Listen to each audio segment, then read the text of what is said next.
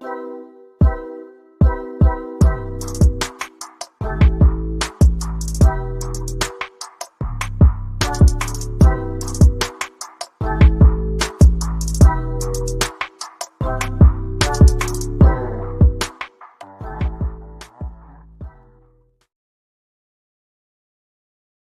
up, guys? Welcome. Oh, I'm all discombobulated. Hold on. Okay. What's up, guys? Welcome back to another episode of Under 1,000 Pod. This is a podcast where we bring on other animal enthusiasts, hobbyists, and breeders, and we talk to them about their animal journey, how they got into it, and a little information about the animals and how they keep their stuff. It is a great way for me to network within the community, meet new people. I've met so many new friends doing this, not only in the reptile community, but outside the reptile community as well. And this year we are branching out, trying to get guests that are not necessarily just ball pythons or reptile-related animal care breeders. Or I'm going to lie to you, I'm tired. I've been working a 16-hour shift, so I haven't slept in almost 20 hours now. So I'm going to say some weird stuff sometimes. Just stick with us. Appreciate you. But we're branching out to other animal keepers. So if you're interested in being a guest, let me know whether you keep guinea pigs, alligators, possums, birds, fish. Let me know if you're interested in being a guest. Hit me up. Information down below in the description. We have no sponsor for this episode, so it's a great time to let you guys know that you can be a sponsor of the podcast. If you wish to be a sponsor, get your name out there, put your brand out there, get some good publicity, and support our podcast while we're doing it. You can do that. Let me know if you're interested. We have a couple different tiers. We have a monthly tier where you can be the sponsor for the month. We have a partner episode sponsor where you can be the sponsor for the episode, and we have a question sponsor where you could be the questions. You see the questions I put up there, you get your logo on that question, you can sponsor that. We also have tip of the week sponsorship if you're looking for that. If you don't know, tip of the week is when I do a tip on my YouTube, Instagram, and Facebook, and under that you guys put a post, and that tip gets played on the next episode, whole video. You could sponsor that if you would like to. So if you're interested in any of those kind of sponsorships, let me know. I'll get you set up, let you know which ones are available and the price they cost. Just hit me up in the description. Our links down there, email, all that stuff. gpsnakes everything. gpsnakes everything.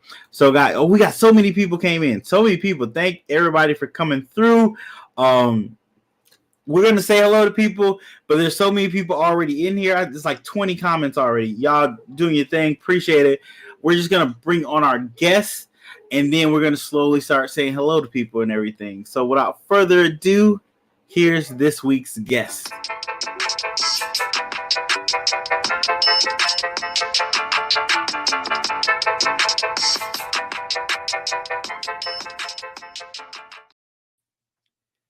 Yo, what's good, bro? What's up? Mike's in the building. So excited. So I thought I had some plan. I was like, wait, what? I forget to tell people that I'm using either their intro to their videos or something they use on their stuff to kind of intro, bring it on, and then they hear it playing. They're like, hold on, did I have something playing? Yeah, but, it was a whole vibe. I was like, okay. So what's up? Thanks for coming through. We got you on the podcast. How are you doing today, sir? Man, doing good. How about yourself? Tired, sleepy eyes. After this, I'm gonna put on Keys podcast, and then I'm gonna pass out. That's after we do this because I need to go to sleep. Been up all night, but we're not here for me. We're here for Mike. So if you could go ahead and introduce yourself to the people and let them know what you keep and breed. So my name is Mike, co-owner of Herp Collectors. My wife and I run the company Herp Collectors. We've been doing it for about 3 years now, since 2020. We are COVID breeders. We got into it during COVID. And so we've been doing it full time. Well, not full time because I ain't quit my job yet, but we've been doing it pretty much full time on the side for 3 years now. That's it. That's the elevator speech. That's nice. So what's your main reptile right now? Like, what's the one you really focused on? So right now we primarily focus on ball pythons. So the majority of the collection is ball pythons. We do keep carpet pythons and we keep boas. Okay. Yeah, got a tarantula too. I got a green bottle blue. Oh, okay. I didn't even know that. That's okay. Yeah. I want a tarantula just because I'm not scared of spiders. I have a slight fear of them, and I wanted to get one to try to get over that a little bit. Yet to pass to the wife because she's real terrified of bugs, so that one might not go over as well as I think it will. So we're just gonna leave that in the back pocket for a little bit longer and wait for a little bit longer. But what's up, Bosa? Thanks for coming through. What's good, Bosa? 12. No, that is not the right number. 1776 Exotics. Thanks for coming through. Appreciate you. Tucker, what's up? Thanks for coming through. Appreciate you. Guys didn't see the last podcast I had. We had Tucker on, and we talked all about GTPs. I can't say the C word because I messed it up. So go check that out, though. Check that out. Great episode. Mike's already. It was a good episode. I had a lot of. I've learned some stuff in that episode, so I was super excited for that. Nicole, what's up? Thanks for coming through. Appreciate you. Rio, what's up? Thanks for coming through. Appreciate you. Oh, Herp Wax. I pronounced that properly. Building. What's up? Thanks for coming through. Appreciate you. I still love this logo. I still love this. Like, I am so mad I didn't think of this logo, but it is definitely awesome. Lori, thanks for coming through. Appreciate you. John, what's up? Thanks for coming through. John, no H in the building. Another John, thanks for coming through. I still got senior stickers. I thought I sent him. I did not because I didn't put the stamp on, so it got sent back. So it's still coming. So bear with me. Matt, what's up? Thanks for coming through. Appreciate you, Matt. I gotta hit you up too because I want to get you on the show. I definitely want to get you on the show. Samson, what's up? Thanks for coming through. Good, I think that's everybody. I'll keep a lookout. There's so many comments. Oh, I didn't even see it. Pythons, what's good, Blakers? We got Robert Whittier in the building. What's good? Okay. I see it. What's up? Knocker Scales, what's good? Appreciate you reaching out. Appreciate the feedback. Angel, what's up? Yeah, they hit me up too. We talked a little bit. What's good? Angel, what's up? Angel's gonna be on the show next week. Angel's gonna be on, so that's gonna be interesting as well. So, Flawless, what's up? Flawless Exotics Creations, thanks for coming through. Appreciate you. So there's so many people. So we're gonna keep saying hi to people. Jamie, what's up? Thanks for coming through. Appreciate you. We brought Mike on to ask him a couple questions. So let's get to some of these questions if I can find them. First of all, if you guys didn't know, Mike was on the second episode ever for me on Next Up. So this is technically a year out since he's been on that and started his YouTube. So, of course, our first question has to be, once I click it, there we go. I messed up. That was such a good intro. I messed it up. How was your first year on YouTube? Man, it's been dope, man. It's been a heck of a ride. I gotta watch my mouth. See, I appreciate that. I see you catch yourself. You're like, it's not that show. We can't be doing that. I appreciate that. Hey, it's been one heck of a ride, though. Another fun fact.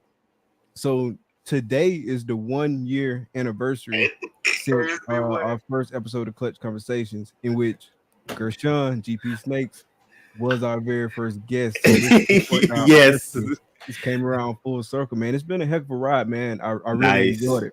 I remember early in the beginning when you was pushing me, saying like, "Hey, get on YouTube." I was like, "Yeah, man, I'm gonna get on there." But I never really got on there. Trust me. I've known Mike since he had his first logo when he switched it up, which I touche, that's awesome switch up. Awesome switch up. Definitely awesome switch up. But I have been pushing a gentle, friendly push to Mike to get on YouTube, to put his face out there, to get out there. And what you've done in a year, amazing. I am just so proud of you being as consistent you are, pushing what you already started to do. Like, I know you didn't want to necessarily do YouTube, but now you found your own little niche in it, and you can see the excitement you have when you come on, when you do your shows. Your questions are amazing. You have so much fun. I am just so excited to see you continue and keep going upward. It's just amazing to watch you grow in this first year of you doing YouTube. The sky's the limit for what you're about to do next. I'm just so happy to see you stick with it and thrive doing it too. So that's just from me to you. These other people heard it, but that was just me to you. Bro. I'm gonna try not to get choked up. Hey, I appreciate that for real though, because that means a lot, man. That means a ton, especially coming from you, somebody who I've been looking up to this whole time, somebody who is really taking me under their wing, mentored me. You always there for questions. You always there to give feedback. Like I said, you was there from before day one, right? So you was pushing me to get in there. You was the first guest. Like even that first show behind the scenes, you was like giving me pointers and stuff like that. Like do this. If I notice you're faltering, I'm gonna jump in and I'm gonna save it. And like that made it so much easier of a transition for me, because I'm not a person, at least not, I wasn't a person who liked to get in front of a bunch of people talking and stuff like that. So for me to just kind of come out the gate, do the live and feel comfortable with it, like that took like a act of courage on my part, and having you like there by my side and like helping me with it throughout the whole time, man, that really means a lot, bro. Real talk. No problem. Hey, trust me, this is not just one-sided. As much as you ask me stuff, I be bouncing ideas off of you. Like we be workshopping stuff. Like you gave me a couple good ideas. You point out stuff that I wasn't even paying attention to that I was doing, which I greatly appreciate. That second eye of looking at stuff and that second thought process of bouncing information and ideas off each other. So it's not a one-way street, bro. I appreciate you so much. I don't know how many times we done sat on the phone and talked about stuff, and my wife was like, you do realize we got to go to bed. I was like, yeah, we're going to bed in a second, but me and Mike just working on some things. So it's a two-way street here, bro. I appreciate you. For one, when you first reached out and we start to talk, like I was like, who is this dude? Why are you talking to me? Because I'm still as much as I have become somewhat of a YouTube ambassador to get people on YouTube, I wasn't always that person that reached out for people. So when people reached out to me, I'm very closed off to people, which sounds weird because I'm also a people person, but it takes me a minute to get to know people. And when you first reached out to me, I was like, what you want? You was cool. You know, that's that survival instinct. What you want? Why are you talking to me? So, but I appreciate you being such a cool dude and easy to talk to. Like we was talking like we've been long lost friends, just catching back up. And I greatly appreciate you for being who you are. Definitely. Look at this wasn't supposed to be. This wasn't supposed to be 10 minutes of man, you were great. No, you were great. It's like the Spider-Man picture all over again. Very much so. Guys, I know you guys are in the comments. I'm missing so many comments. But me and Mike just put a little bit of love on each other. We realize how much we've been helping each other grow, and we just had to show that love. So I appreciate y'all sticking around for that. Robert, what's up? Thanks for coming through. Appreciate you. But yeah, so besides, what is one of the biggest things? Let's not say one, because that's hard sometimes. What are two amazing things that happened to you throughout this year being on YouTube that you weren't expecting and just became so excited for? So really, man, one of the biggest things for me is kind of getting over my fear of public speaking, right? And so that is bled over into like my personal life too, like my professional life, I should say. That's bled Okay. over in that. And so like I find myself at work more comfortable speaking in front of people. You know what I mean? Because like it used to be a time where I had to speak in front of like 10 people. And even though I knew what I was talking about, I knew the subject and whatnot, I was just nervous because I had to talk about it in front of a whole bunch of people. You know what I'm saying? And like I felt like Mm-hmm. everybody was looking at me, everybody was judging me. And so like I was really kind of my own worst enemy and was always second guessing everything I was saying, how I said it, how I did it, just whatever, you know what I mean? Like really being my own worst enemy at the end of the day. But getting on YouTube, doing these live podcasts, people in the chat, you know what I'm saying? Like I mess up to this day. I mess up probably every single episode. I do something crazy, but I just don't even worry about it, you know what I mean? And to kind of build that confidence through this platform has helped me transition that confidence into other platforms of life. Okay. Oh, okay. Nice. Nice. Nice. We had so many people come through. Brandon, What's good, LKP bro? Pythons. I know it was somebody else. So we got Big Wiz in the building. Wiz Suspect is in the building. we got Kent in Northeast the building. Morse.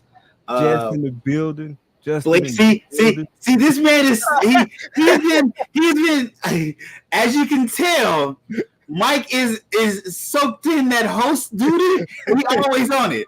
It's hard to turn off. Trust, I know it's hard to turn off. It's definitely hard to turn off. My cousin Keziah, thanks for coming through. Blakers, thanks for coming through.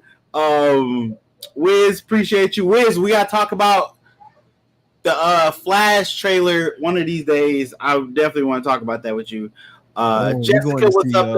Ant-Man tonight. Oh, y'all going tonight? I gotta get my tickets. Nice. I gotta figure out when I'm gonna go. I gotta figure out when to go. I wasn't super excited for it, but I'm kind of excited for it. So I want to see what they're gonna do in this next chapter. But yeah, I gotta get my tickets. I definitely gotta. I want to see what they're gonna do with Kang. That's the main. Very true. I'm very interested to see how he works out. Clover's Reptiles, thanks for coming through. I got your message. I do like the idea. I think you should do it at least twice a month, not just once. But I'm gonna talk to you more about that later. Stone Age Ball Pythons, what's up? Thanks for coming through. Appreciate you. Kent, what's up? Thanks for coming through. I'm trying to see if that's everybody. I think that's everybody new that came in. So yeah, once again, super excited to see what you do. So glad you stuck with YouTube and you're thriving. Like I haven't finished the Justin interview. I gotta still finish that. My phone started acting up, but huge video there. Like I'd see that one's already blowing up tremendously. So touche. I gotta see. I'm kind of listening to see if you use that question we talked about. I'm trying to see if you used it. Don't say nothing. I'm watching it after this, but I want to see where'd you go, because I know the few questions you did ask him, I was like, oh, those are good questions. Those are good questions that I've listened to so far. So if you guys haven't seen Mike's conversation with Justin, definitely go check that out after this. It's on his YouTube channel. The links will be in the description down below. Wiz, I didn't click on your name, but thanks for coming through. Appreciate you. But we definitely go talk about we can't talk there. I had to see. I might we're gonna talk about that later too. But let's get back to another question. As you guys can see, I'm a little rambly. This is what happens when I'm sleepy. So work with me. So besides that first year, now we can talk about the first snake you ever got. So what was the first snake you ever got? Yeah, I actually bought 2 snakes out the gate. Okay. I bought a female super pastel mocha, and I bought a female banana motley bee. And I got them from a local breeder here in town. It was like it wasn't that long after we start like looking into the ball pythons, seeing that there was all these crazy morphs and seeing like all the things you can do with it. And so like I kind of caught the bug like out the gate with ball pythons. And so those were the first 2 we bought. We got them from, like I say, from a local breeder, HJ Reptiles. That was the breeder that we got them from. And so Okay. my plan was to get some girls early on, and raise those girls up and breed them later on. Oh, okay. So Yeah, you went the I smart kind of way. You went girls first. A lot of people do like pretty males, just get a whole bunch of males. You got the ladies first, and then he was like, I know I gotta raise these up before I get males. So that's smart. That's smart. yeah. So I've told the story before. The banana Motley Bee ended up not being a girl. Like she was a big boy. She ended up being a big boy. I found that out when I paired her the first time, and like they just went to hooking. And I was like, "What's going on? Why is they making all that noise? I never heard it. Like they doing it rough." Wow. And I was like, "Man, something ain't happening." And then so I resexed her, and sperm plugs was popping out. I was like, yeah, this is a boy. But I could never get hemipenes to pop out. So I took it to somebody up and really had to just like wrestle with them. Like it took a while just to get him to pop out. And she ended up being a he. Her name was Trina, so we renamed her Trick. I don't know if y'all Okay. remember Trina and Trick Daddy. Oh wow. So I had that similar situation, but in the reverse. I bought a male that turned out to be a female. Okay. Which it seems like that rarely happens. It's always the other way around where it's a female and it happens to be a male. Dang. So did you ever contact the breeder and figure out anything, talk to him about it, or are you just like, hey, it is what it is? Yeah. I contacted, like I say, me and that breeder, we ended up becoming like real good friends, and we still talk like on a weekly basis, like to this day. You know what I'm saying? And like he's taking care of me, I take care of him. It's just it is what it is. Like it wasn't something that he didn't even produce the snake. It wasn't something that he intentionally tried to do. Yeah. It's just one of those things. And like I say, when we tried to resex it, like it was hard as heck to get the hemipenes to come out. And so I can see how someone would missex it. How hard it was to get the hemipenes to come out when we did it. Granted, it was like a pretty big snake at the time, probably like 2,300 grams, so that might have played a role in it. But I mean, it's just a lesson learned. You know what I'm saying? Like at the time when I first bought it, I didn't know how to sex snakes. I was really going on people's word, right? Yeah. And yeah. So I learned how to not snakes, but sex snakes early on, just because like I wanted to be able to verify it for myself. It is a skill, whether you pop or probe, that you should develop 100%. It can take time, so be patient with it. But it is definitely a skill you should learn. Definitely, if you decide to breed. If you just have snakes as pets, it's not that big of an issue to know if they're male or female, especially 100%. If you only got a couple. But if you're breeding, you plan to sell animals after you breed them, definitely knowing how to sex them is a key thing, 100%. So take 100%. The time to do that. 100%. So speaking of which, how did you learn to sex your animals, and do you pop or you probe? So I pop. I got a probing kit, but I never felt comfortable probing. I actually felt like more nervous probing than I did popping. Same here. I watched a lot of Billy videos, and then I went to this local reptile store. My homie Mike that used to work at the reptile store here locally, like he taught me like in person how to do it too. Because I had learned a little bit from Billy's video. I actually learned a lot from Billy's video, but I wasn't super consistent. And the primary reason I wasn't consistent with doing it is because like I was scared to hurt him. Like I felt like I was about to break something. Yeah. So he was like, "Nah, man, this is what you do," and like he just kind of walked me through it. And we did it like on several different snakes at the shop, and I just got comfortable doing it. And that's the benefit of having people you can reach out to. You know what I mean? They can kind of like walk you through stuff and help you out with stuff. So like, shout out to my homie Mike. Nice. Yeah, if you have to YouTube it, talk to someone at a reptile expo, or if you already have a mentor, that is definitely something you need to be talking to them about, or talking to them about, because mentors can be men, women, binary, all the above. So talk to them and tell them to help you sex your animals, learn how to sex your animals. It's very important to do. What Brandon say? Sexing boas is way easier than. Oh, really? I didn't know that. Took me 30 minutes. I didn't know that it was easier for boas. Interesting. You learn something new every day. Probing is definitely a technique that should be. Yeah, I that was the one thing I stayed away from probing because I was always scared to puncture the animal with the probe and stuff. So that's why I stuck to popping because it felt like I was in more control of that. Right. And less chance of hurting them. I do not feel comfortable probing. Like I need somebody to teach me hands-on with probing. Just like Jess said, because it was actually Tucker who said it. But yeah, I still need somebody to teach me hands-on with probing because I don't feel comfortable doing it. I can totally understand that. So let's hit another question. Oh, of course, one of the questions didn't load. So it would have been question 3. I forgot what was question 3. Oh, let me see. Because it didn't load on my computer like it's supposed to. So I'm going to put it in the chat. I think this is live, people. This is what happens sometimes. It'd be like that. So this is the question. It do. all that preparation. I can't even say that word. Okay. What?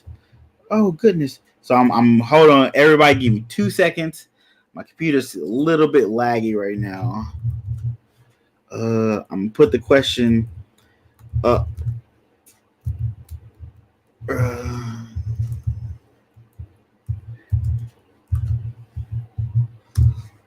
So Tammy, 1 second. Good?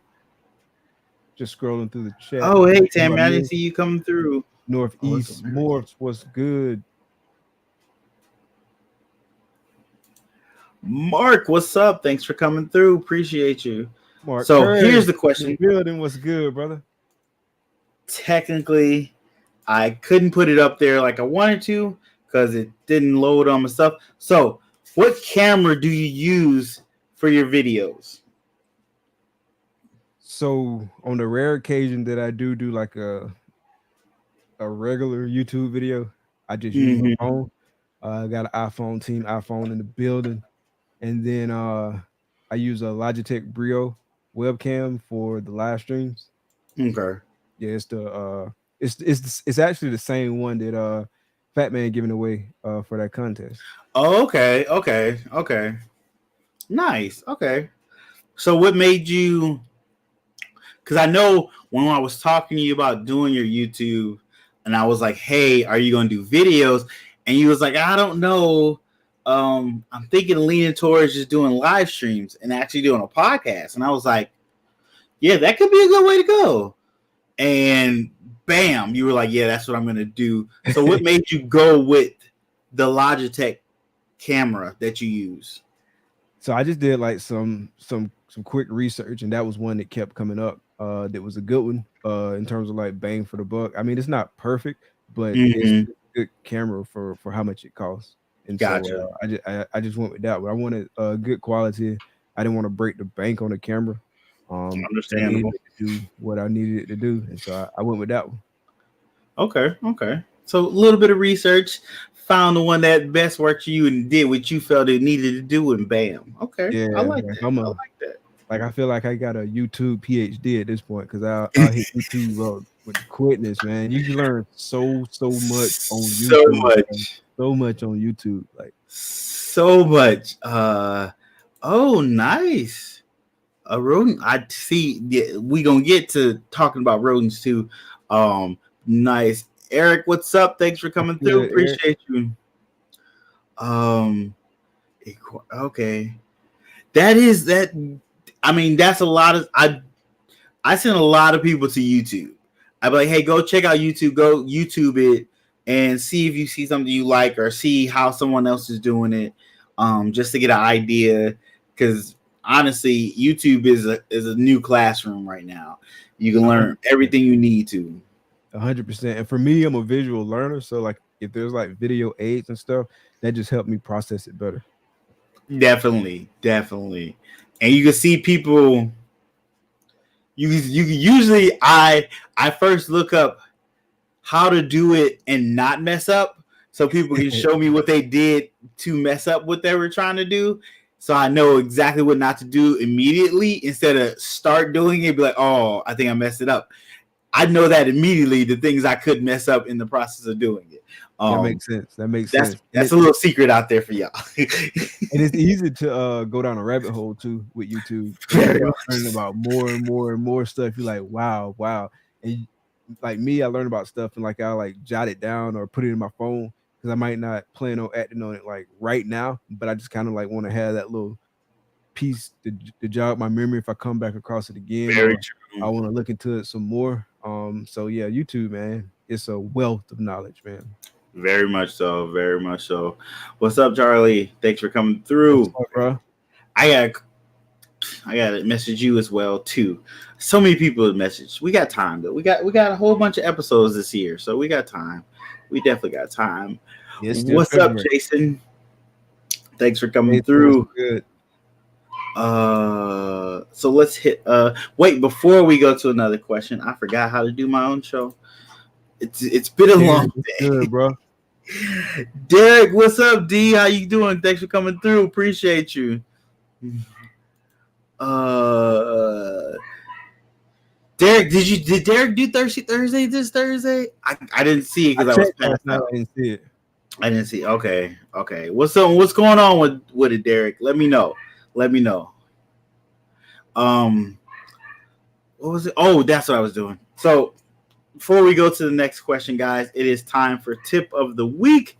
If you don't know what tip of the week, that's when I put a post on my Instagram, Facebook, YouTube, and under that post, all you have to do is put a comment, whether it's reptile related, animal related, YouTube related, or life related, whichever comment you would like to put down. Let's try to keep it a little bit PG. Keep it PG. Whatever comment you put down, whichever comment gets the most likes will get featured on the next episode of Under 1,000 Pod, and that person will get a shout out on that platform. And I will try to send people over to that platform to go check you out over there. So without further ado, I forgot to record it. Did I record? No, I did record it. See, here we go. Trust me, this is going on hour 23. So my mind is slipping a little bit, but I did record it, guys. So without further ado, here is this week's tip of the week.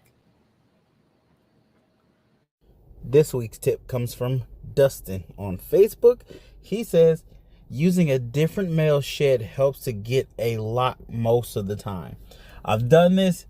He's right. It works some of the time. Sometimes you still have stubborn males, and that don't get the trick done, but definitely try that if you have a male that's not locking. And go check out Dustin on his Facebook. And thanks for the tip. That has been this week's tip of the week. There we go. That's a good tip. I've done that a couple times. I've actually also taken a male shed and put it into a water bottle and shook it up and sprayed that female with that shed. That also worked too. Sometimes you get males that don't want to lock or not ready to lock. You got to do little things to try to get them there. It definitely happens. That's kind of kinky.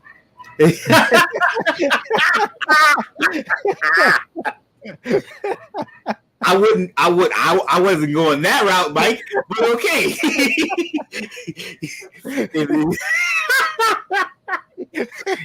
This is true. I mean, it could be perceived that way, Michael. But go check out Dustin on Facebook. Check him out. But wow. So Mike just threw me off with that. But it's 100% right. It is kind of kinky. Patrick, what's up? Thanks for coming through. Leviathan Snakes, what's up? Thanks for coming through. What's up? Oh wow. Okay, let me refocus. Hey, another kind of that same subject in terms of like ways to get your males to stop being stubborn. So I had a male that when I first started putting him in tubs, like he used to just go right in there and lock up. And then all of a sudden he went off food, but not only did he go off food, like he stopped locking up. Like he would just sit in the corner of the tub, like when I put him in the female tub. And so I tried him.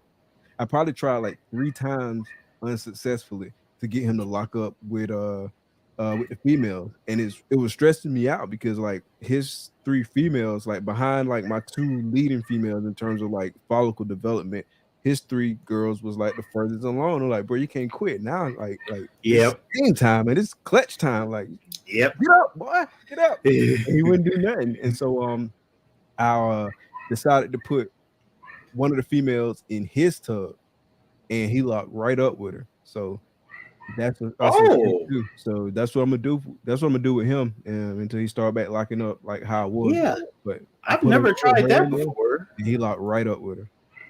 Okay, yeah, I've never tried that before. Putting the female into the male's tub. Yeah, no, I'm not guaranteeing it's gonna work 100% of the time, but none of the tips and tricks work 100% of the time. But that's just another tip or trick, you know what I'm saying, to have in your toolbox. Gotcha. Oh, this sucks, Derek. I understand. Let us know when you get back to it. Definitely let us know when you get back to it. Life happens sometimes. I totally understand. Yeah, like that. They do. So let's hit another question. This one I actually have ready. So, what is your favorite codom and your favorite recessive? Man, so I'll start with recessive because that's the easy one. Hands down is clown. Hands down. Okay. Yeah, and so like behind that, like hypo and DG like neck and neck for me, to be honest. Like I'm not gonna even lie, and I said this multiple times, but like hypo and DG like neck and neck for me, and then ultra male right behind that, and then we also work in POD too. Okay. Hypo and DG neck and neck. Okay. Yeah. I thought Pi would be your second one. Like that would be a little closer to clown. Because I know you've kind of gotten more excited about Pi lately. But DG I got some Pi nice. stuff, and I love Pi. Like I got some nice Pi projects working. You know what I mean? Okay. But it's not like at the clown and hypo and DG level. Like they're my 3 musketeers right there. Okay. So what about? If you want to build 4 horsemen, you got to throw ultra male in there. I was about to say, I know, you know they're gonna come through and say something to you. Yeah, you gotta represent for the U, baby. Oh, so what about your codom? Man, that's so hard. Like I thought about this. I got so many codoms that I like. Like right now, man, I'm really digging Cypress. I'm really digging Chocolate. I'm really digging Spot Nose. So it's really a lot that's in that spider complex that I really like. Those 3 being my favorite 3 in that complex. And I like Blackhead too, but not as much as those 3. I really like Stranger. I don't have any Stranger in my collection, so I want to get Stranger in my collection. But Acid and Confusion, I'm loving those. Trick and Hurricane, I'm loving those. Like the codoms, man, it's so hard. I like things that change pattern. I like things that it kind of like really like refine the snake and enhance it. Like it's just it was hard, man. I thought all week about that question. I was like, I don't know, like what's my favorite one? It just really kind of depends. It does. My favorite one is the best one for the job. There you go. Okay, I like that. I like that. The best one. I like that. Okay. I can see where that is. I can see where that is. What's good, brother? Brandon, I am. First of all, Mike, thanks for coming through. Appreciate you. We got Mike scheduled too. He's gonna be on here. He still need to put out some more videos, but we're gonna talk about that later. But Brandon, I am very interested in Sunset. It's just the way my bank account is right now. It's not interested in Sunset, but I will get to sunset eventually. That is the goal, to work with sunset down the road 100%. So I never was a sunset hater, but I just went like, wow, sunset, until the same person who I was telling you about, who I got that banana Motley B from. We were at his house, ultrasounding some snakes, and he had an inchy sunset male, and I was like, wow, okay, so now I see what they're talking about. And that's one of the reasons I love sunset, because it works so well with inchy, and inchy being one of my favorite codoms. It's just it's for me. It's right there for me, so it's hard not to go that way. This is what Stephen and Courtney was talking about. Oh, so I'm really excited to see you start your show back up. Definitely let me know. I throw my hat in the ring to be a guest. If you are doing guests, definitely let me know. So I want to be guest of other people's shows, so I can just sit there and talk and have fun and not host. I'm fine with that. I have a busy schedule right now because I'm about to snow plowing, but we can work something out. Let me know. Hit me up. Let's see. Puzzle. Yeah, Puzzle. I'm working with Puzzle. Okay. Puzzle. I have a het Puzzle girl. I need to get more to really beef up that project, but I'm still not exactly sure which way I want to go with it. So that's what I was about to ask you, which way you're gonna go with it. Yeah, I'm not 100% sure which way I want to go just yet, so I'm still working on that. So there's Serpent, thanks for coming through. Appreciate you guys.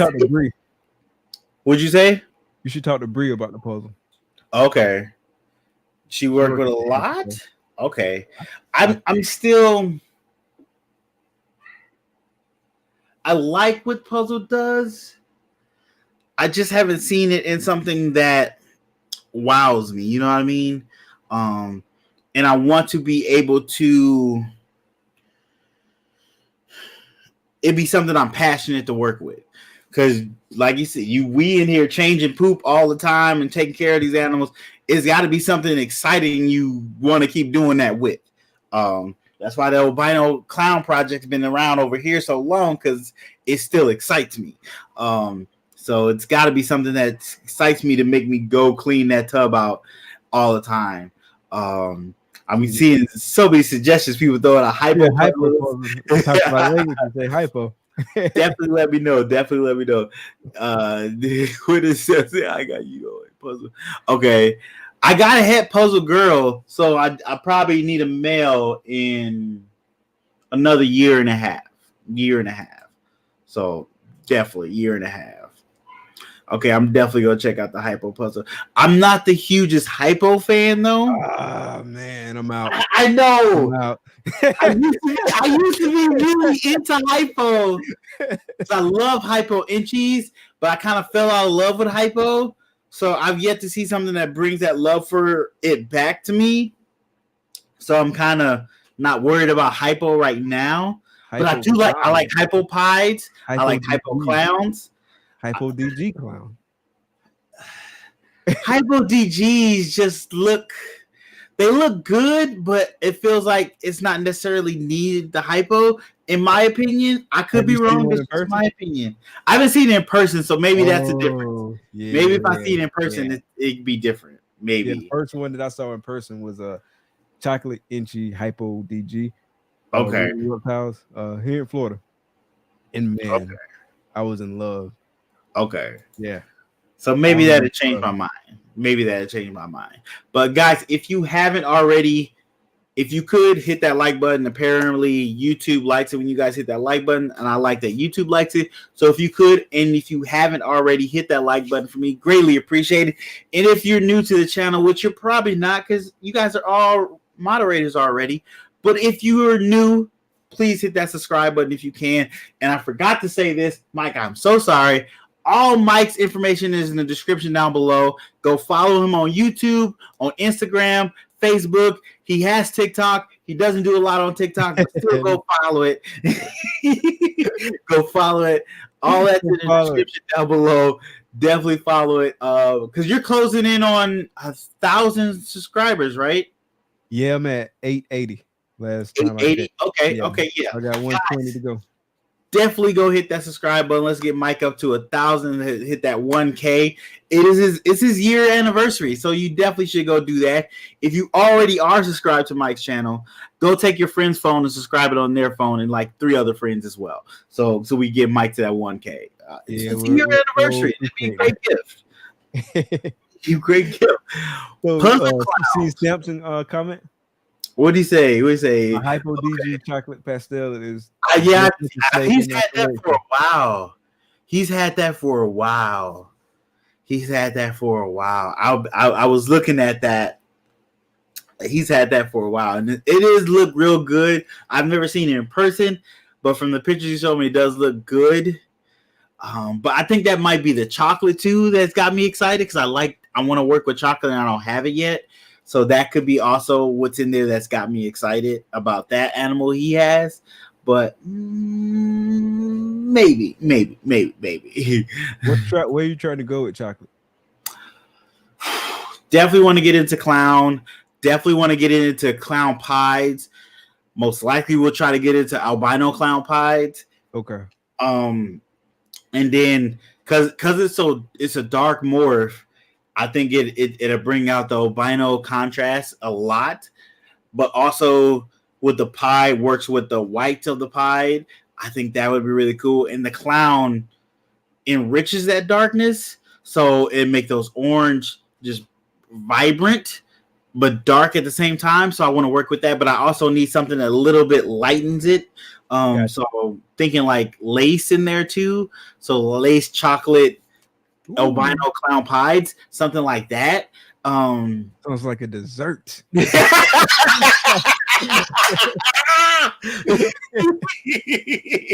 Definitely. I like it. I might even call it dessert. I don't know if I'll be the first one to get that, but that could be the name. I'm just throwing it out there. So, yeah, I got a girl you might be interested in. We'll talk to you after the show. Okay. Look at this. Making connections, people. Making connections. Oh, I need a kid. Oh, I do like that too. I do. Monsoon is nice too, man.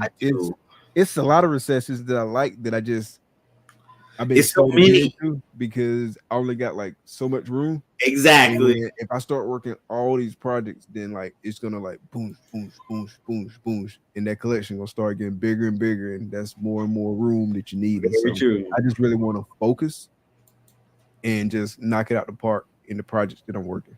Yep. And then slowly evolve those projects as I grow. Yeah, that's definitely the way to go. So let's hit another question. So, do you breed or buy your snake food? Both So I started out buying snake food when we first got into the hobby. We was buying snake food from the reptile store. Okay. And that got expensive real quick. Yep. Like we was getting like a bulk discount. It was still expensive. And then dude hit me one day. He was like, yeah, we're gonna have to stop the discount. I give it to you this one last time, but rodent food went up, so the price of the raw rodents went up, so we're gonna have to stop the discount. It's probably like 2 years ago or something like that, maybe even a little bit longer. And I was like, man, that ain't gonna work. You know what I mean? I started looking around for like other people to get rodents from, and came across this dude who I had been talking to for a while, and he hooked me up with a local dude who was really kind of like a rodent hub, if you will. Like he get rodents from a bunch of large breeders in the area, and he gets them on Tuesdays, and people come to his farm and pick up the rodents. And he like, like 15 minutes away from me. And so it was even more like convenient than going to the reptile store, just because of the direction I had to drive. Like I didn't have to drive, like I had to drive with traffic, like going away that was a whole bunch of traffic. Yeah. Driving away where it was a whole bunch of traffic, getting stuck in the traffic, and paying them crazy prices. And like when I went to dude, his prices was like 60% cheaper than what I was paying. And so I was like, man, this is a win-win.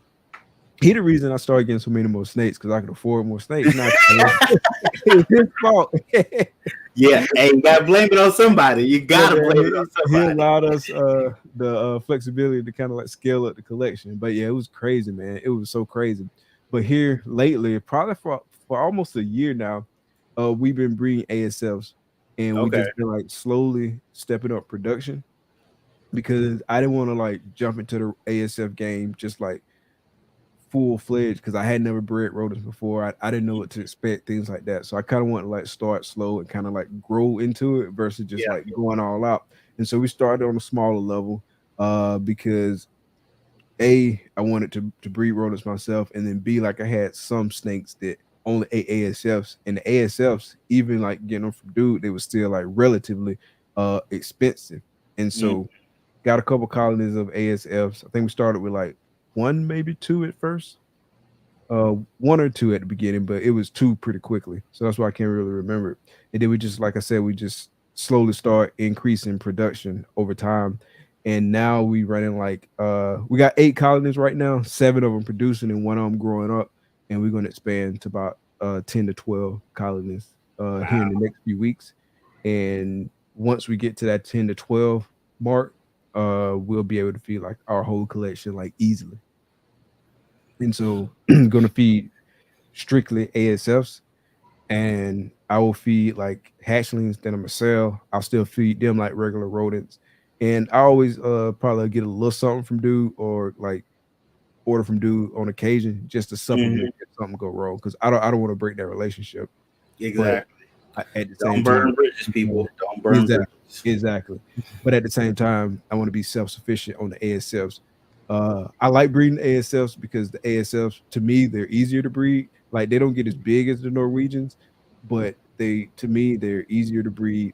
The smell, like comparatively speaking, the smell is like a lot less, and so like I could clean them on a regular cadence and not have to like worry about the smell. You know what I'm saying? Just like get some good bedding in there. We got the pine pellets, we got the flakes and stuff like that. So the pine pellets, like they're soaking up a lot of stuff, and so it lasts for the amount of rodents that I got in the tub, and for the cadence that we clean, it works. And then they produce a lot of babies too. Like we do have some babies that die randomly, but uh we still produce more than You enough. need. Yeah. Yeah. Yeah. That's I'm getting to the point where I might have to start. I'm getting to the point where I will have to start breeding my own rats. To not have such a huge rat bill, and I'm trying to figure out the best direction to go with it because it's just me taking care of the snakes, and it'd be just me doing the rats. And rat breeding is time consuming. Yes, you save money, but with the money you save, you spend that in time. So I'm looking for something that I can handle breeding on my own that doesn't smell too bad because my wife has a super nose. So realistically, it'll be have to be in like a shed outside of my house, not inside of my house, which is also a whole nother cost. So I have to prepare for that, getting the shed, building the racks. That's a process right now. So that's what I'm working on now to try to get to that process if that's possible, but I'm also trying to get the snakes to pay for that process. That's the goal. So I definitely understand it, but I always heard that ASFs were a little more difficult to get breeding, to start breeding. But once you do get them, they're good. But just to start their colonies up. So how was it in the beginning when you first started with them? How was it difficult, or was it just? I mean, technically, you don't have a real difference between rats and ASS because you've only done ASS. But for Right. you, how was that first colony to get started and start producing for you? So like you 100% spot on in terms of acknowledging and recognizing that like I can't like compare ASFs to rodent to the Norwegians because I've never bred the Norwegians, and so like everything that I say about Norwegians is just from like talking to other people. But I Mm-hmm. will say that like some of the people that I talk to are people who've bred both, right? And so they kind of agree with a lot of the stuff that I'm about to say. But I would recommend going with the ASFs because like I said, the smell is a big thing, and like I know Takara wasn't gonna let me breed no rodents that smell, and so like uh for me to be able to deal with the externalities, and by externalities I mean like the smell of the rodents, like for Norwegians, I would have to clean like probably like twice a week. And then like that just adds up more and more work, more and more work. The ASFs we can get away with like once a week based on the amount that we keep in the tubs and just based on like, you know what I'm saying, how they use in the bathroom and like the overall smell. So for me, smell was a big thing. And then in terms of like actually getting them breeding, I didn't have any issues with them. Like it take them a while to get up to breeding size, but once they start producing, man, they start producing. Like they just be popping them out, popping them out, popping them out. And then another thing that I've heard a bunch of people say, and I was just real fortunate, like with ASFs that I picked up, but the ASF temperament. You know what I mean? Like a lot of folks say that like the ASLs will like jump on you and like bite you and whatever. And we ain't that with ASLs. Like our ASL's been like cool as a fan. You know what I'm saying? Like we can reach in there, they could be like nursing their babies, and we could take them off their babies, and they're fine. They're just like, "Oh, what up, Mike? What's good, man?" And like they just be chilling. So I don't have no issues with the ASLs biting or nothing crazy like that. And like I say, they produce well. Like it's just, I mean, just they checking off all the boxes. My snakes do well on them.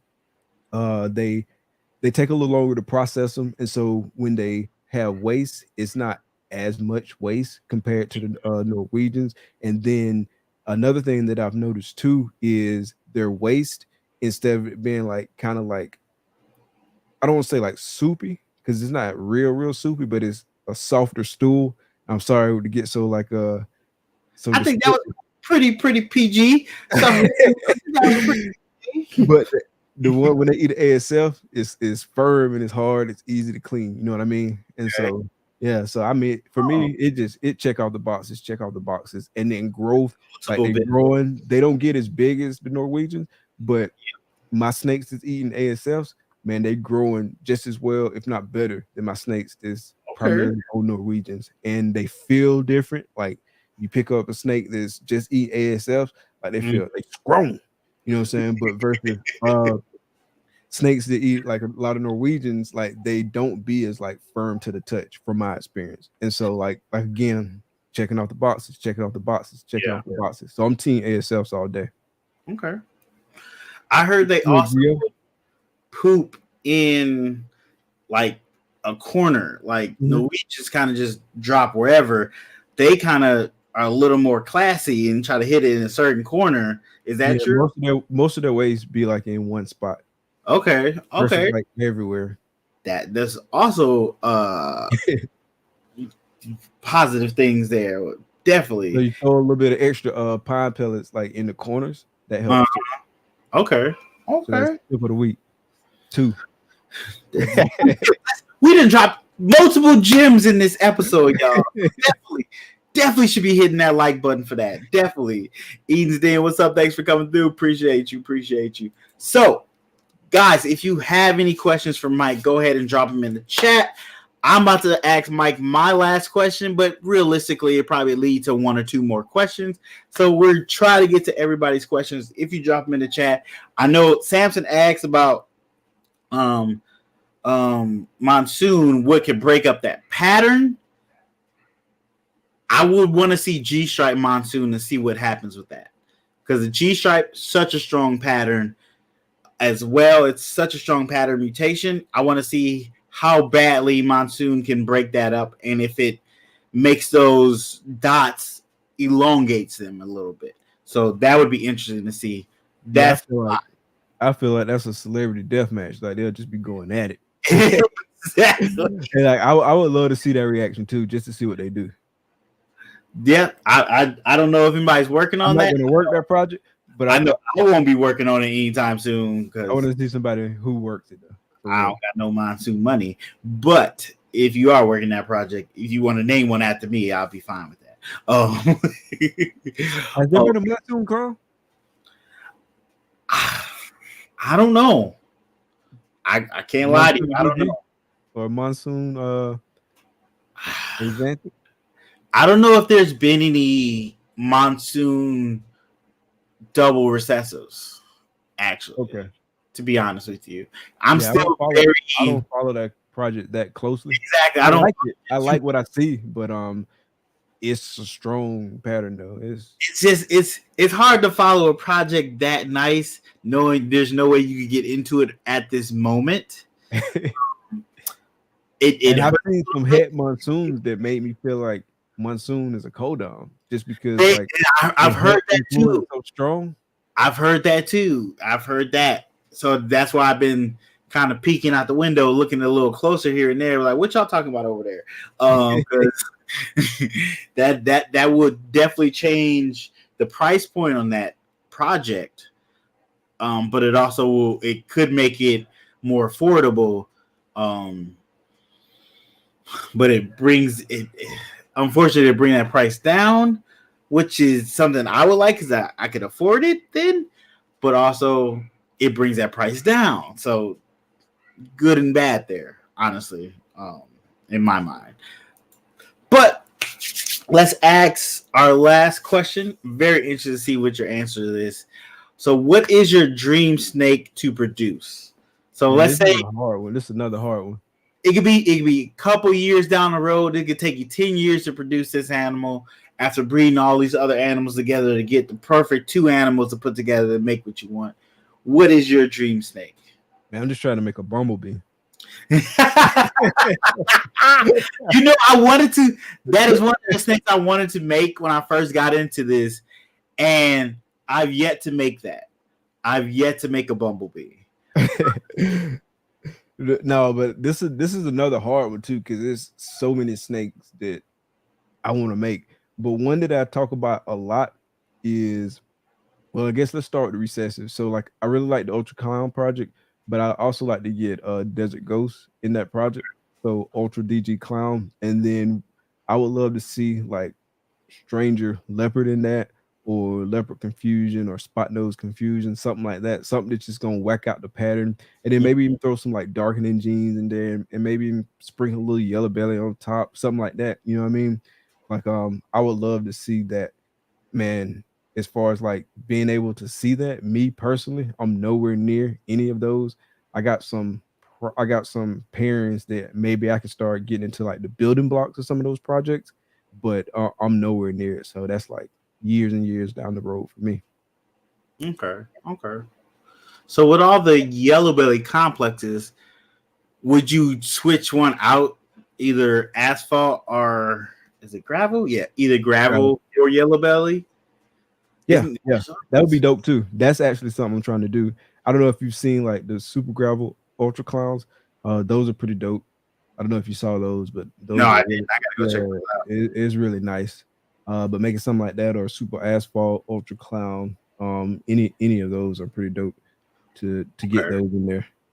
I love yellow belly. We was talking about this. I think this was last night. Yeah, this was last night. Me and Mike was talking about it. So in terms of like that complex, yellow belly is the best like single gene example. But obviously the drawback with yellow belly is potentially having all white snakes. So you want to get some other stuff in there from that complex. I think genetic testing gonna help out a lot with that. I actually got two girls that I actually got one shed in a bag now, waiting to send it out. And I'm waiting on her sister to shed because I want to send that out, because I think they're both chocolate pavements, but that clutch was so hard for me to ID. It was a chocolate freeway paired with a highway, and to tell the chocolate pavements from what I believe are chocolate freeways, for me it was like really, really hard. And so I think I got it, but I just want to like double check via double be 100% sure. I can understand. But these girls, like, they clearly chocolate. I actually sent Rashad from 212 Exotics, shout out to the homie. I sent him one of the girls too, and he was like, whoa. Okay. So he got one of them. I had 4 girls that was like super nice.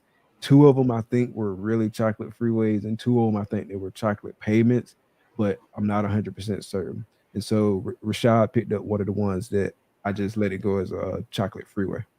Okay. Yeah, I'm trying to possibly move all my yellow belly stuff to asphalt and just work exclusive with asphalt, because I like the super asphalt. I really like what that looks like.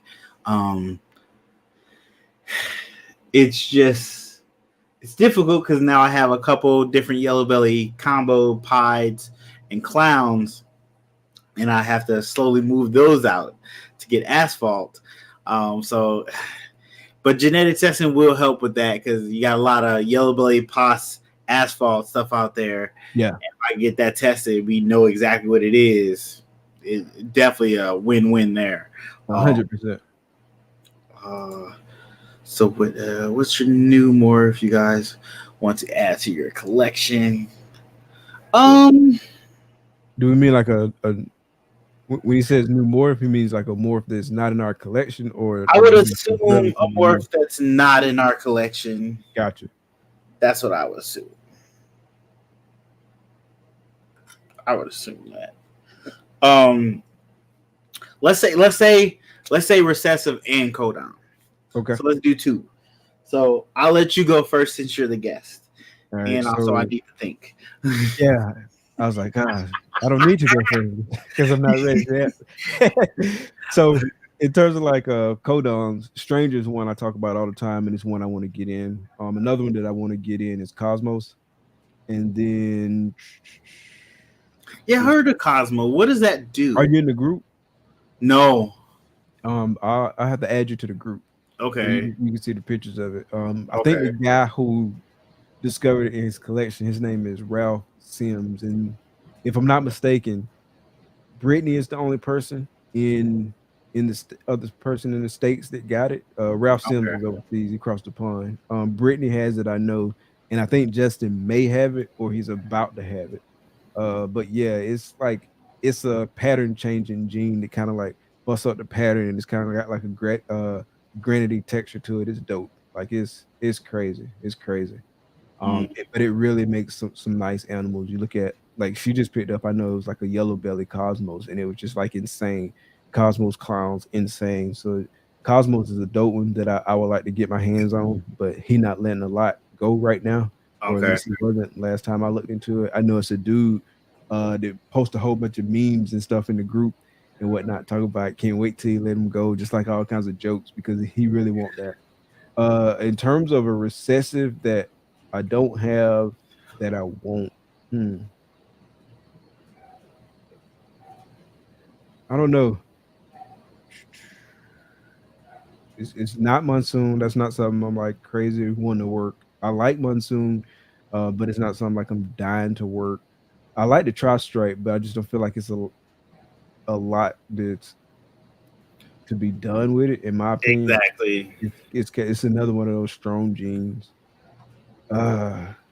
Man, I like Monarch. I'm team Ultramale, like firmly team Ultramale, but I do like Monarch. I'm not gonna lie. Man, it's hard. Like I feel like I got the recessives that I want.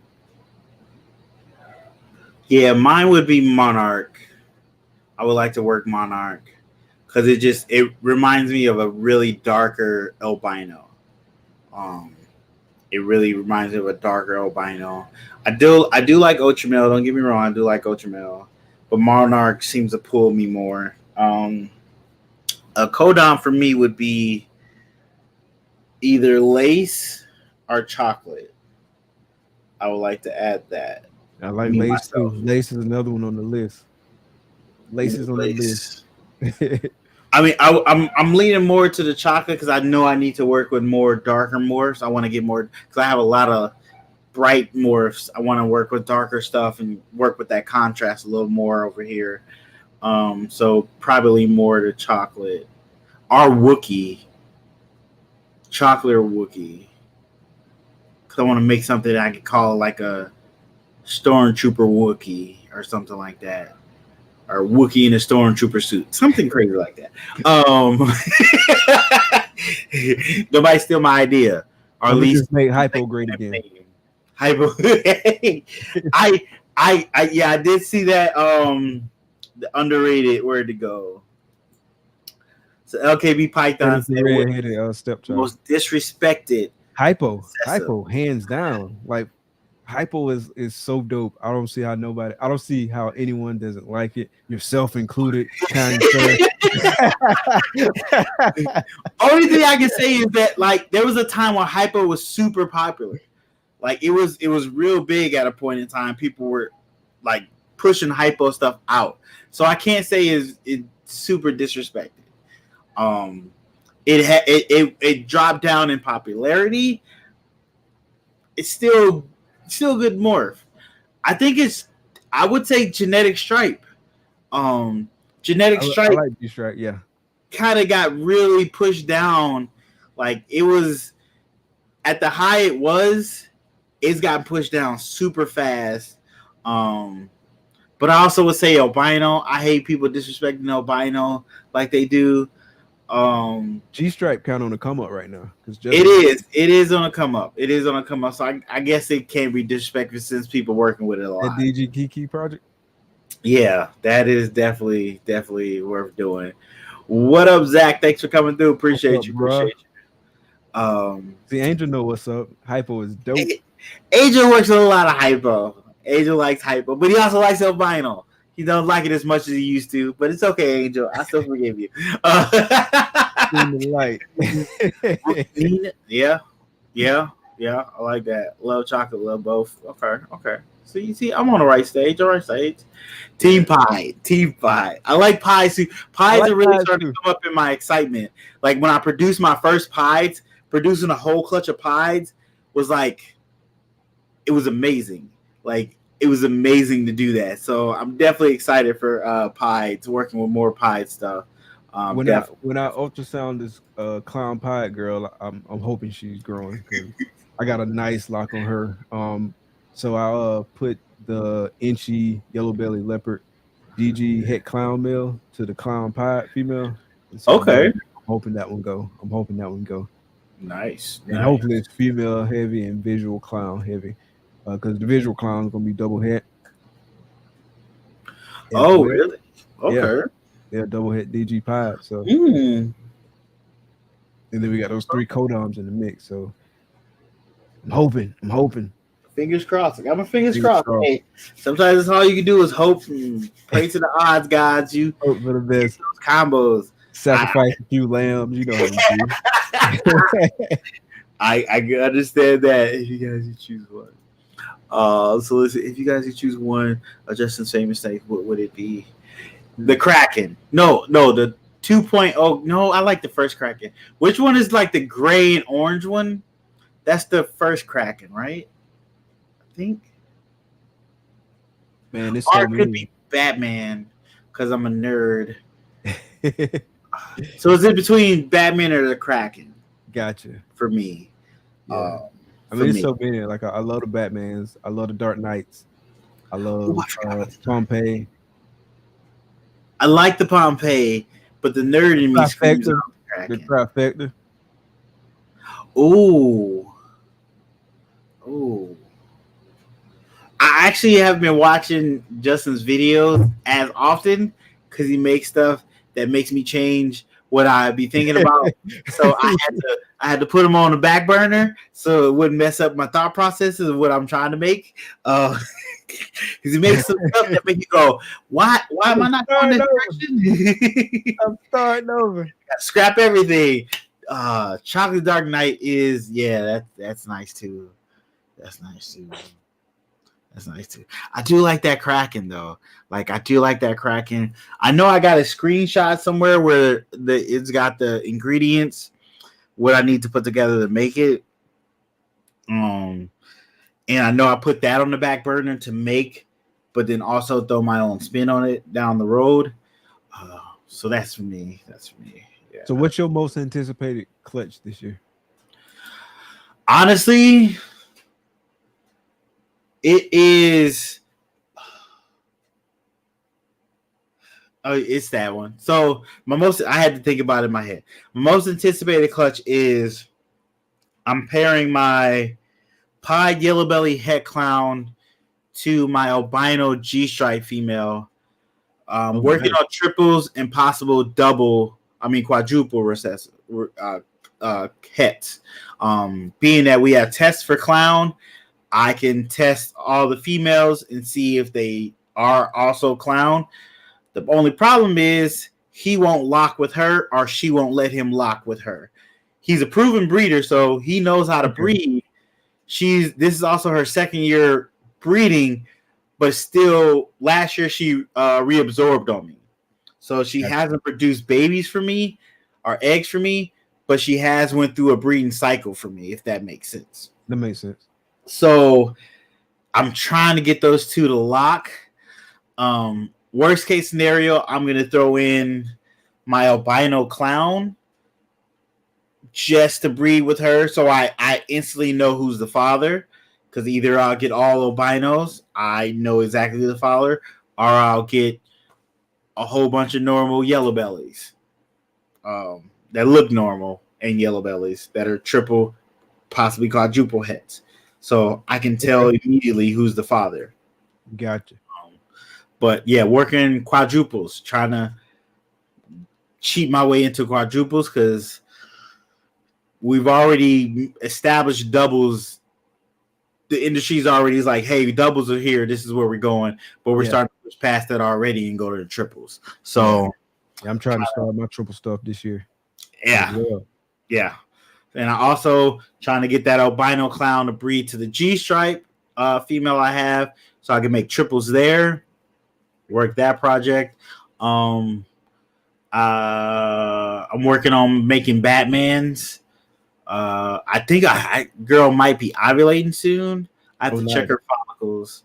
Nice. But I'm not really breeding a lot of females this season because I still have a decent amount of 2020 animals still left. How many clutches are you thinking? I'm thinking 5 to 7 clutches. I'm only breeding 8 girls, so 5 to 7 clutches. Okay. Just so that I don't get overwhelmed, because I realized having 13 clutches, how much more work that is. That's a lot of work, bro. It is. It is. My last clutch, I still ain't posted it yet. Or I still ain't. Oh, really? Yeah. I ain't tried to move it or nothing. I need to get on it. It's a lot of work. It is. And just taking care of them is like, we're not trying to put them up for sale and stuff too. That's a whole nother struggle sometimes. Yeah, a lot of those from that clutch, for whatever reason, they was like slow to get started. And so that's part of the reason why I hadn't posted it up yet. But by and large, most of them eating good now. I still got a couple hard head ones, but understandable. It'd be like that. Yeah. So our incubator been off for probably a month now. Oh yeah. I got this other incubator I'm supposed to build, and I haven't even touched it yet. So that's a process. Elias, what's good, bro? Elias, thanks for coming through. Appreciate you, bro. Darren in the building too. What's good? Thanks for coming out. Oh, okay. Most underrated super. Oh, so this is gonna be the last question because I need to go to bed. I feel myself getting tired. So most underrated super. That's hard. I say Inchy. That's a cop out because I love Inchy, so that's not fair to use that. I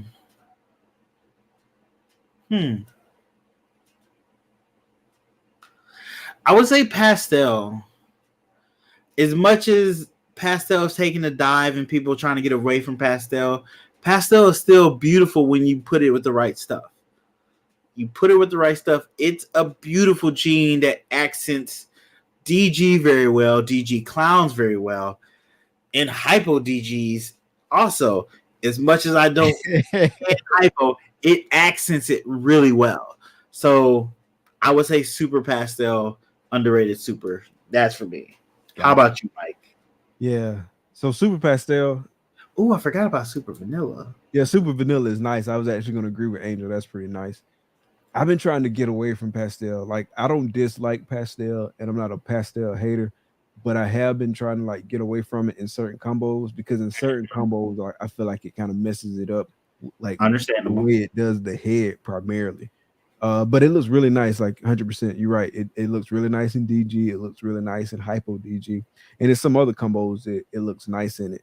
And I probably will never ever like not have any Pastel in my collection, but I am trying to reduce the amount of Pastel I got. At the beginning, when I was like first picking up animals, like I wasn't really thinking through a whole lot, to be honest. Like I was really just kind of like picking up stuff. Mm-hmm. I had no real plans, no no forward thinking or nothing like that. But you know what I'm saying, you learn more, you start to know better, you start to do better.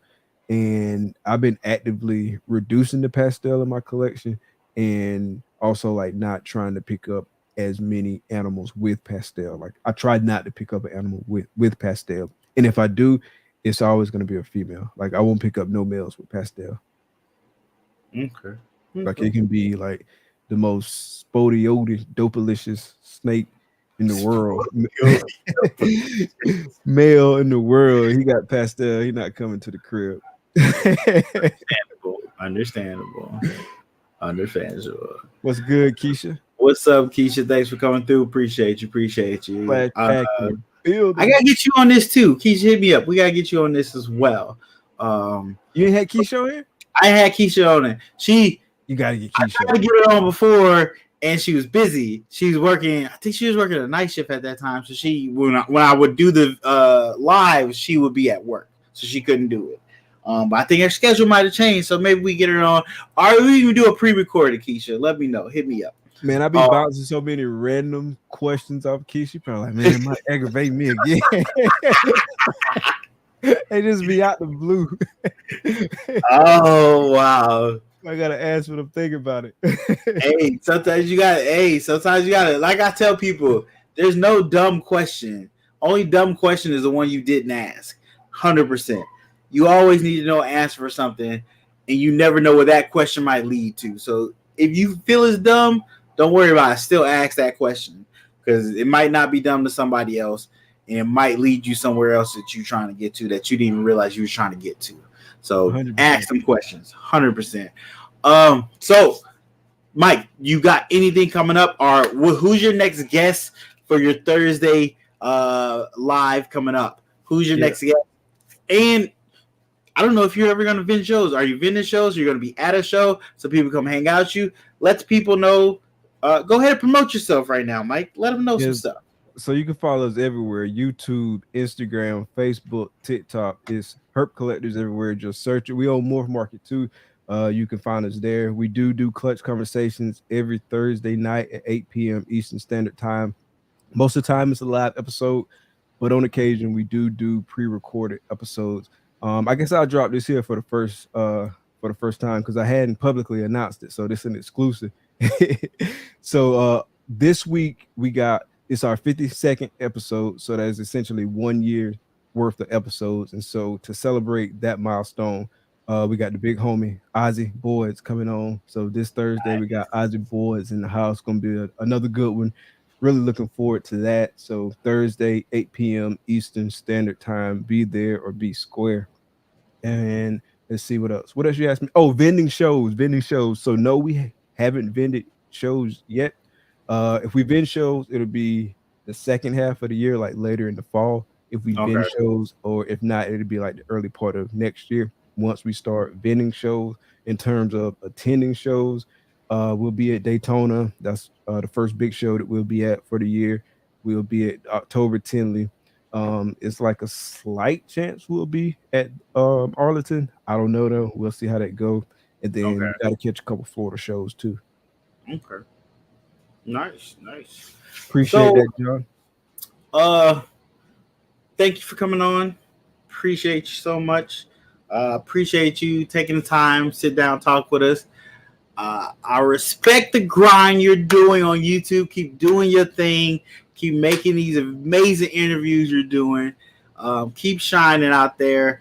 And hopefully you keep being a good friend to me. So I keep bouncing ideas off you. And keep growing, 100%. Man. Definitely keep growing. Looking forward to the animals you produce, the guests you bring on, and more shows to come. I had a whole bunch of other stuff in my head, but then bro, keep being you, man. You're doing a lot for the community. They don't call you YouTube Yoda for nothing, man. You do a lot for the community, man. You're responsible for so many good things that's happening in the community. And not that you like trying to like take any kind of shine, but I definitely want to give you your flowers because I appreciate everything that you've done for me, everything that you've done for the community, because even things that you haven't done for me directly, You know what I'm saying? Like they're benefiting me and they're benefiting others. They're just benefiting this community as a whole. So that's something you should be very proud of, bro. Respect. Thank you. I appreciate that. Guys, that's the end of the podcast. Thanks for coming through. If you haven't already, go make sure you follow Herp Collectors down below description. YouTube, Instagram, Facebook, TikTok. Down there, click them, go follow, subscribe, all those good stuff. Check out his live podcast interview on Thursdays. I want to say 8 p.m. Eastern Standard Time. Because I'm so bad with Eastern. Everything's Central, baby. 8 p.m. Eastern Standard Time.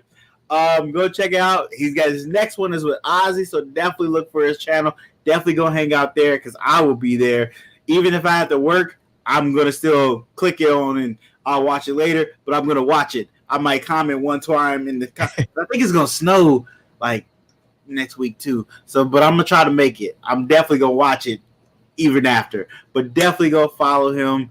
Go hit all the subscribe button. If, like I said before, if you already subscribed, go tell a friend to subscribe or take their phone and make him subscribe because he's super close to 1,000 subscribers on YouTube. So let's get him to that 1K. Definitely do that, guys. Also, thank you for checking out my channel. Greatly appreciate it.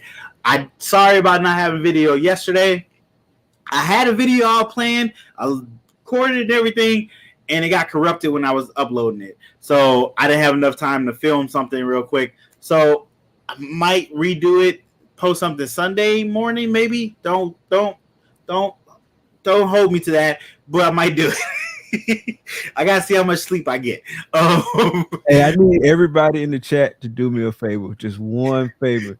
Everybody message Krishan on IG, on TikTok, anywhere you gotta message him and tell him to upload the audio of his podcast so he can drop those audio versions of his podcast on Google Podcasts, Apple Podcasts, Spotify, and more. I have been slacking on that. Stay on him. I've been trying to upload the past ones too.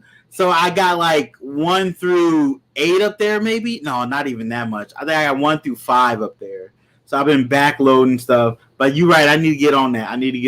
That's gonna be a project I need to get on top of. I'm gonna stay on you because you stayed on me. I appreciate that. And that's how you support each other. That's how you support each other. Definitely love it. All right, guys. If you're not done for the night, go check out other live podcasts going on right now. We got Keys Constrictor's Hair Down Fridays. Go check them out. I think Iron Dog is supposed to be coming on later tonight. Go look for a live podcast and go say hello in the chat. Show them a little bit of love. You can tell them I sent you, or you can just say hello to them, whatever one you want to do. But go support somebody else live podcast. Look for podcasts that might not have a whole bunch of people watching it. Go watch it. We all need to be supported sometimes. So go support someone and show them a little love. You never know how much that love can go a long way. Help somebody do a little more the next day. But thank you guys for coming by. Thank you guys for hanging out. I'm going to go pass out because I need to sleep. But appreciate all the love and support you show me on this channel. And thank you again, Mike, for coming on. Greatly appreciate you, bro. Yes, sir. Thank you. Thanks for having me. No problem. Thank y'all for your support. All right, everybody. Go watch somebody else. Mike, stay second. I'm going to do the end stuff. Gotcha. Thank y'all.